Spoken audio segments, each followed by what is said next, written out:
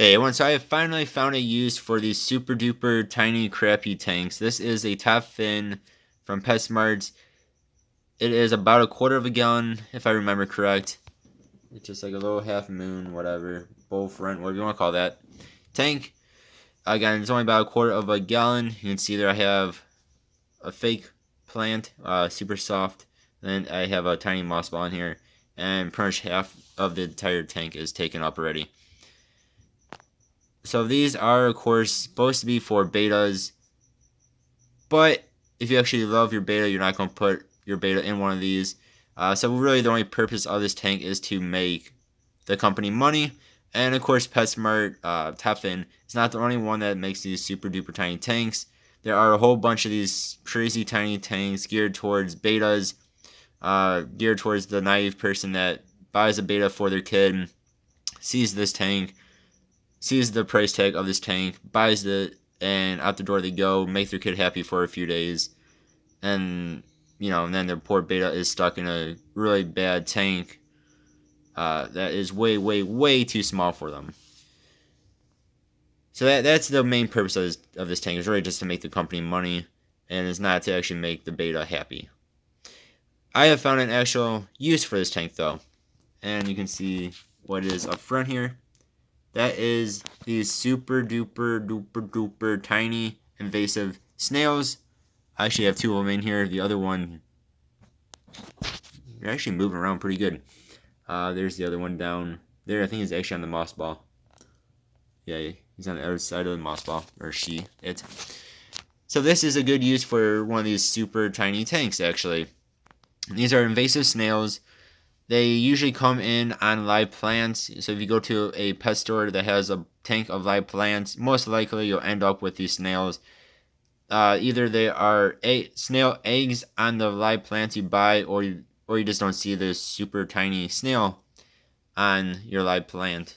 I mean, if I back away and see how crazy tiny these snails are, they're like a third of my fingernail. Not even a third, maybe a eighth of my fingernail. They're crazy tiny. Oh yeah, so this is actually decent use for these really small tanks. I mean, I have it here on my little desk. See how much room this takes up? This is not a very big desk. It's like a 6-foot long desk, maybe. And this tank is actually fits on the desk very well. Doesn't weigh much, so I'm not worried about breaking my old desk whatsoever. This tank weighs like probably a couple pounds, if that. And you know what? This way, you're not hurting any fish. These snails are actually just fine in here. I mean, they have no issue being in this small tank. To these tiny little snails, this tank is huge. This tank is a mansion. To a beta, this tank is a prison cell. I mean, again, you're talking about a fish that gets 2-3+ inches, depending on the variety of beta that you get. Where the snail is, 3-4 millimeters in size. So yeah, this is actually a good use of them, and you get them for free with plants that you bought. I mean, technically free, since they are invasive. They invaded that plant, and now you have it.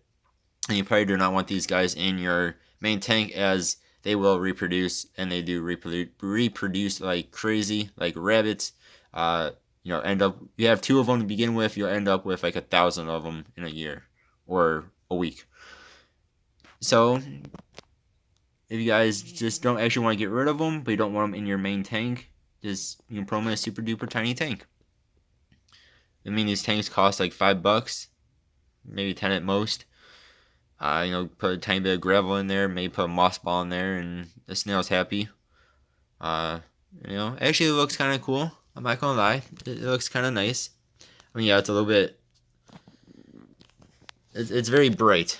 I'll put it that way. And I mean, have it on my desk here. They don't need no light. They're invasive snails. If you want to feed them, you can feed them whatever type of fish food you have. Just to do a pellet or two, or you can do a little tiny algae wafer, and they'll be happy. And again, this way, you're not hurting any actual fish. You're actually helping invasive snails. I mean, I don't know if that's actually a good thing. it's probably not a good thing. But you know, you're not killing them. I mean, a lot of people will just mush these guys, and then their fish will eat them, and that's usually what people do with them. But if you don't have the heart to smush them or flush them, and actually, I think it's a bad thing to flush them because flushing them does not actually kill them. Then they can reproduce in your town's water system or whatever. Uh, yeah, that's a complete another story. But yeah, so you just don't have the heart. You can just put them in a tiny little tank that would otherwise be a really horrible idea to have anything else in. I mean, I wouldn't even put like a ghost shrimp in here. The thing's so tiny. I mean, again, here, zoomed out, you see how small that is. I mean, up close it looks not as small, but I mean, this is just a tiny bit bigger than the cups betas come in. So there you go. Actual good use for crazy tiny tanks. Keep super crazy tiny invasive snails in them. And you can probably put like 20 of these little guys in here and you'll be happy as can be. Alright guys, thank you, especially if you got to this part of the video. This is just a goofy video for me to make. And I might actually keep this little thing up. I kind of like it here. It doesn't get in my way, so it's nice and colorful, nice and bright. Alright guys, hope you guys have a good one. Hope you guys are staying healthy during this coronavirus madness that's going on. And you guys have a good one. See y'all in the next video. Goodbye.